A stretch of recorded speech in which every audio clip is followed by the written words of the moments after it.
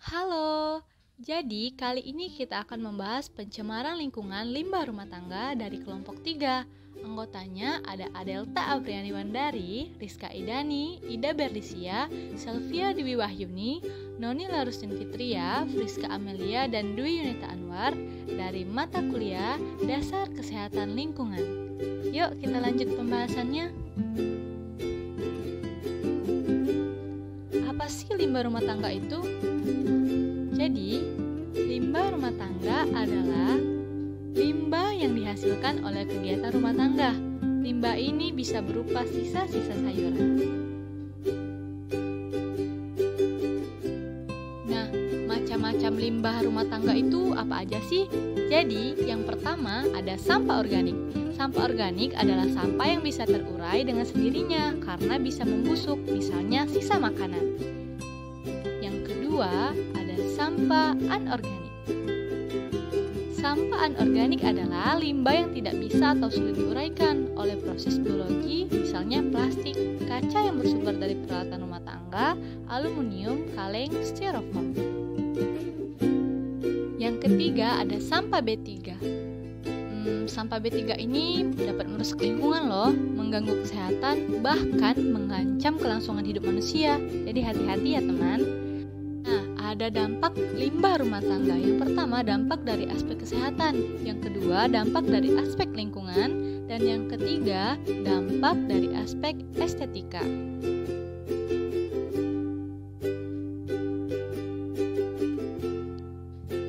Ada juga nih penyakit yang ditimbulkan akibat pencemaran limbah rumah tangga, yaitu diare. Diare ini apabila mengonsumsi air yang tercemar bakteri atau parasit.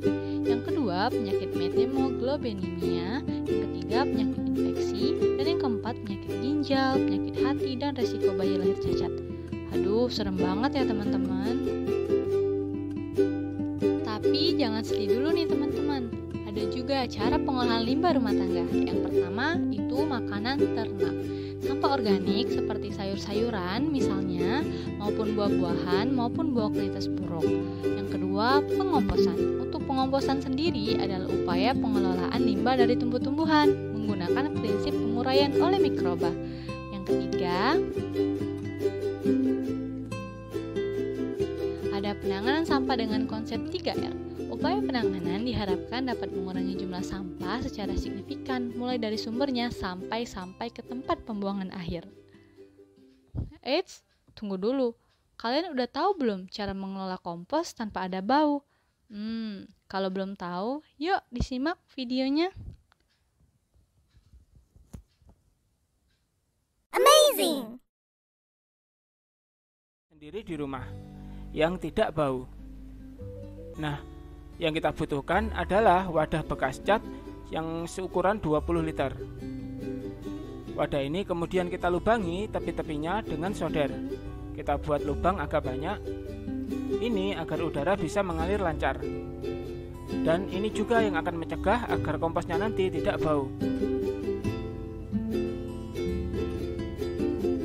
Nah, kemudian sisa-sisa makanan sehari-hari kita buang ke dalam bak ini.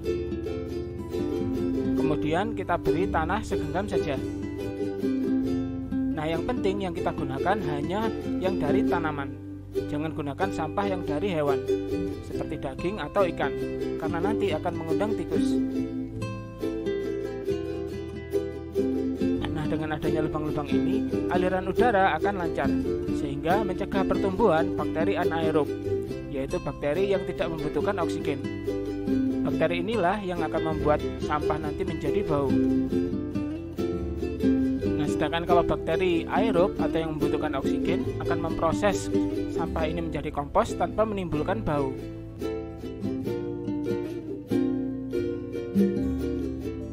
Tiap hari setelah kita buang sampah ke sini, maka kita beri tanah lagi. Begitu seterusnya, sampai baknya ini penuh.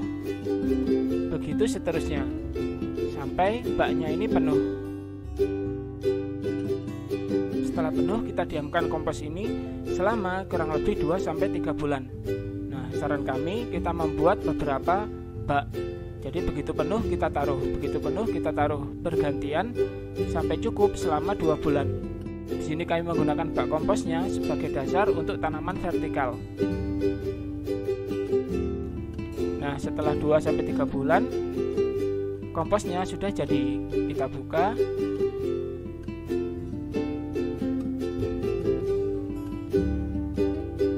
Dan hasilnya seperti ini.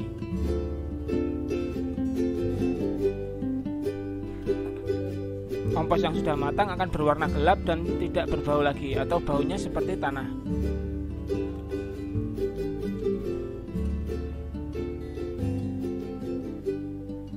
Nah, petunjuk yang paling gampang apakah dia sudah siap digunakan adalah adanya biji yang tumbuh, bisa biji apapun. Kalau bijinya sudah bisa tumbuh, berarti kompos ini siap digunakan. Nah, sekian tadi cara membuat kompos sendiri di rumah yang tidak bau.